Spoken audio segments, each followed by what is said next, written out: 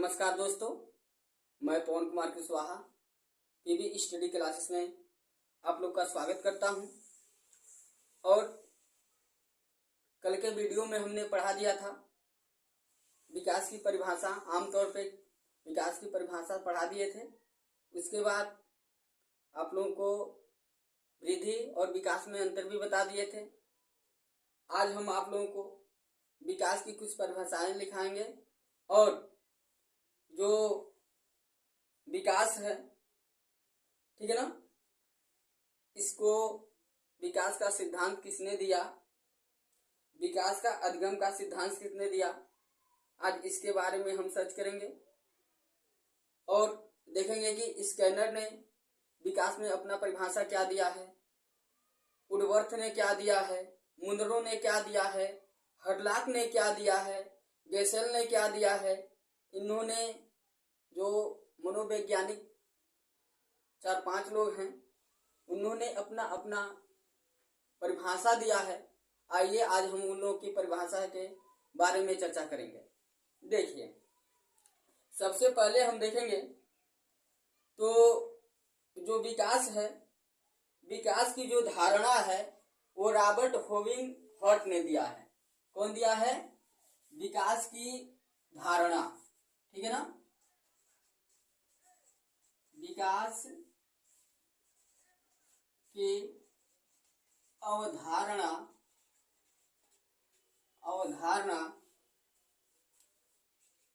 Robert होविंग,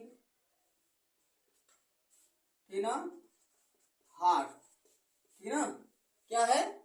Robert होविंग heart ने दी है, heart ने दी है, ठीक है। देखिए, विकास की अवधारणा कौन दिया है? रॉबर्ट होविंग हार्ट ने दिया है। विकास की जो अवधारणा है कौन दिया है? रॉबर्ट होविंग हार्ट ने दिया है। इसके बाद देखिए, जो विकास का अधिगम का सिद्धांत है वह रिचार्डसन सियर्ट ने दी है, ठीक है ना। विकास की अधिगम कौन दिया है? देखिए, विकास का अधिगम का सिद्धांत, अधिगम का सिद्धांत, जो इसका सिद्धांत, देखिए, जो विकास का जो अधिगम का सिद्धांत है, ठीक है ना, वह रिचार्डसन रिसर्ट ने दिया है। रिचार्डसन, ठीक है ना, क्या है? जो रिचार्डसन, ठीक है ना, रिचार्डसन, ठीक है ना, जो रिचार्डसन, जो इसका जो सिद्धांत है वह क्या है? रिचार्डसन सियर्ट, रिचार्डसन सियर्ट ने दिया है।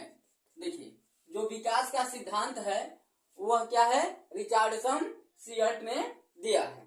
कोई दिक्कत? देखिए, यानी कहानी का मतलब है जो विकास की अवधारणा है वो रॉबर्ट होविंग हर्ट ने दिया है, और जो विकास का सिद्धांत है, विकास का अधिगम का सिद्धांत जो है कौन दिया है? रिचार्डसन सियर्ट ने दिया है। कोई दिक्कत? अब देखिए, जो इसकी परिभाषाएं हैं, अब आइए उसको हम जानते हैं। इसकी परिभाषा के सबसे पहले हम स्किनर की परिभाषा जानेंगे। किसका जानेंगे? स्किनर की परिभाषा जानेंगे। देखिए, स्किनर ने कहा है कि विकास एक धीमी एवं सतत प्रक्रिया है। क्या है? देखिए, स्किनर की परिभाषा क्या लिखेंगे? स्किनर की परिभाषा, ठीक है ना, क्या है? स्किनर की परिभाषा। तो देखिए, स्किनर साहब ने क्या कहा है कि जो विकास है एक धीमी एवं सतत प्रक्रिया है। विकास एक धीमी एवं सतत, क्या है? धीमी, इधर से रहेगा, ठीक है ना, धीमी, ठीक है ना। विकास एक धीमी, ठीक है ना, एवं सतत प्रक्रिया है। क्या है? विकास एक धीमी एवं सतत प्रक्रिया है। यह किनकी परिभाषा है? यह स्किनर साहब की परिभाषा है। यानी कि स्किनर साहब कहते हैं कि जो विकास है वह धीरे धीरे और निरंतर, सतत मतलब निरंतर, ये क्या होता है? चलता रहता है। यानी कि धीमी एवं सतत प्रक्रिया है, यह स्किनर साहब ने कहा है। आशा करता हूं कि आप लोगों को समझ में आ गया होगा कि स्किनर साहब की परिभाषा क्या है, कि विकास एक धीमी एवं सतत प्रक्रिया है। यह स्किनर साहब की परिभाषा है। अब आइए, अब हम वुडवर्थ का परिभाषा बताता हूं। जो वुडवर्थ, ठीक ना, क्या है? वुडवर्थ है, क्या है? वुडवर्थ है विकास। अब वुडवर्थ के अनुसार विकास की परिभाषा देखेंगे कि क्या बोलते हैं। जो वुडवर्थ साहब ने बताया है कि जो बालक का विकास होता है वंशानुक्रम एवं वातावरण के गुणनफल होता है। यानी कि देखिए, इनका पहले परिभाषा लिख लेते हैं, उसके बाद इसको हम लोग क्या करेंगे, विधिवत से समझेंगे, ठीक है ना।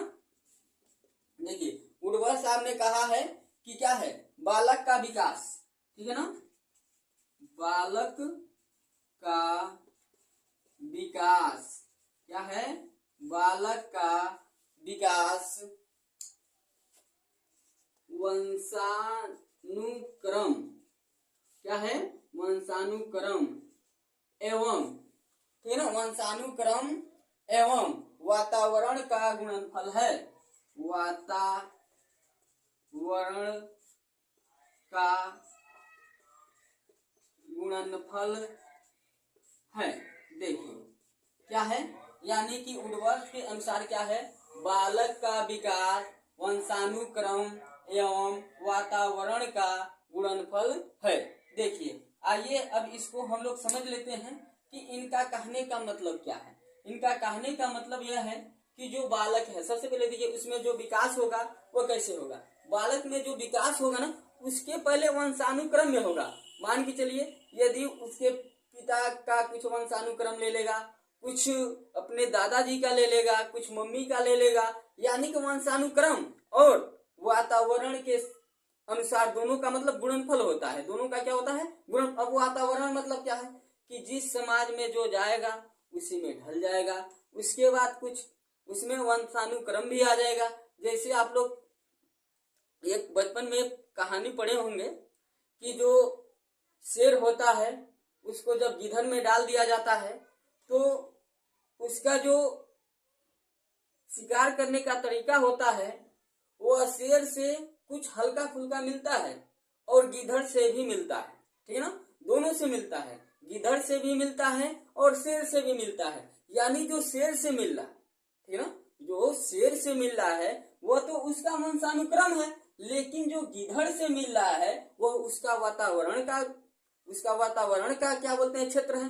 तो यानी कहने का मतलब है जो विकास है, बालक में विकास है, वो क्या है? वंशानुक्रम एवं वातावरण का क्या है? गुणनफल है। यानी दोनों क्या है? दोनों का जो गुणनफल है वही क्या है? विकास है। आप लोग की कोई दिक्कत? इतना बढ़िया से लघु में हम आशा करता हूं कि आप लोग को समझ में आ गया होगा और यह आपको याद भी हो गया होगा। अब आइए हम लोग देखेंगे मुनरो का सिद्धांत, मतलब मुनरो का परिभाषा। किसका? मुनरो का परिभाषा। मुनरो ने अपने परिभाषा में क्या बताए हैं, इसको भी हम लोग देख लेते हैं।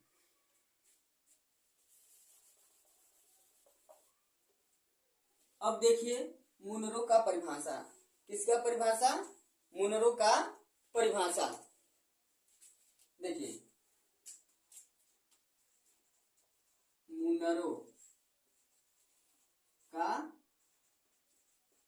परिभाषा। अब मुनरो का देखेंगे। किसका देखेंगे? मुनरो का देखेंगे। देखिए जो मुनरो का परिभाषा है, इन्होंने बताया है कि जो विकास होता है भ्रूण अवस्था से, ठीक ना, वृद्धा अवस्था तक होने वाले परिवर्तनों की क्या है? श्रृंखला है। यानी कि इसको पहले लिख देते हैं, उसके बाद इसको हम समझाएंगे। देखिए जो विकास है, विकास भ्रूण अवस्था से वृद्धा अवस्था तक, वृद्धा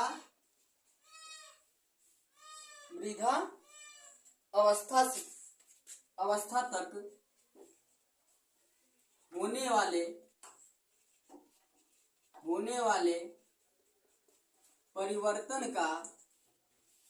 वाले परिवर्तन का श्रृंखला क्या है? श्रृंखला है।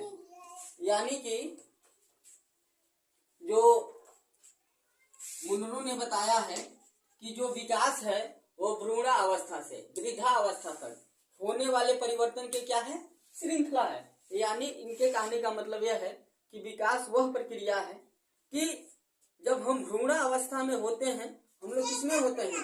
भ्रूणा अवस्था में होते हैं। तभी से क्या होता है? जब भ्रूणा अवस्था में होते हैं तभी से हम लोग का विकास होना, धीरे धीरे परिवर्तन होना चालू हो जाता है और वृद्धा अवस्था तक यह परिवर्तन होता रहता है। इसी को हम क्या कहते हैं? इसी को हम विकास कहते हैं। आशा करता हूँ कि इसको भी आप लोग को समझ में आ गया होगा मुनरो का परिभाषा क्या कह रहा है। देखिए, यह मतलब आप लोग को पूरे से पूरे कोशिश कर रहा हूँ कि समझ में आ जाए और कहीं भी इससे आता है तो आप लोग को क्वेश्चन न छूटे। मान लीजिए क्वेश्चन इस तरह आएगा कि मुनरो का परिभाषा है तो क्या है? 4 ऑप्शन दे देगा। पहला मान लीजिए दे दिया विकास एक धीमी एवं सतत प्रक्रिया है। बालक का दूसरा दे दिया बालक का विकास वंशानुक्रम एवं वातावरण का गुणनफल है। और तीसरा दे दिया कि विकास भ्रूण अवस्था से वृद्धा अवस्था तक होने वाली परिवर्तनों का क्या है? श्रृंखला है। तो आप लोग किस पे सही मारेंगे? आप लोग इसी पे मारेंगे कि जो विकास है भ्रूण अवस्था से वृद्धा अवस्था तक होने वाले परिवर्तनों का क्या है? श्रृंखला है। यही मुनरो का परिभाषा है। यानी कि विकास का परिभाषा मुनरो ने क्या दिया है? विकास की परिभाषा मुनरो ने दिया है कि जो विकास है यह भ्रूण अवस्था से वृद्धा अवस्था तक होने वाली परिवर्तनों का क्या है? श्रृंखला है। अब आशा करता हूं कि आप लोगों का ये क्या हो समझ में आ गया होगा। अब देखिए हरलाक का परिभाषा देखते हैं। किनका परिभाषा देखते हैं? हरलाक की परिभाषा क्या है? हरलाक की परिभाषा। देखिए जो हरलाक हैं इन्होंने अपनी परिभाषा में दिया है कि जो विकास एक क्रमिक एवं धीमी प्रक्रिया है। क्या है? जो विकास है क्रमिक एवं धीमी प्रक्रिया है जिसके फलस्वरूप नवीन योग्यताओं एवं विशेषताओं का जन्म होता है। देखिए इनका परिभाषा क्या है? विकास एक क्रमिक यानी क्रम से चलता है। क्या होता है? क्रम से चलता है। क्रमिक एवं धीमी प्रक्रिया है। क्रमिक एवं धीमी क्या है? प्रक्रिया है। विकास एक क्रमिक एवं धीमी प्रक्रिया है। ठीक ना? जिसके फलस्वरूप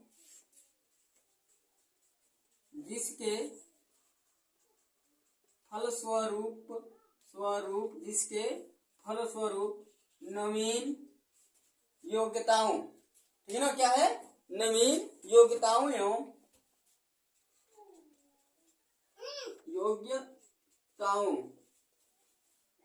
नवीन योग्यताओं एवं विशेषताएं क्या है? विशेषताएं, ठीक ना? विशेषताएं का क्या होता है? जन्म लेता है। क्या होता है? जन्म देता है। जन्म देता है।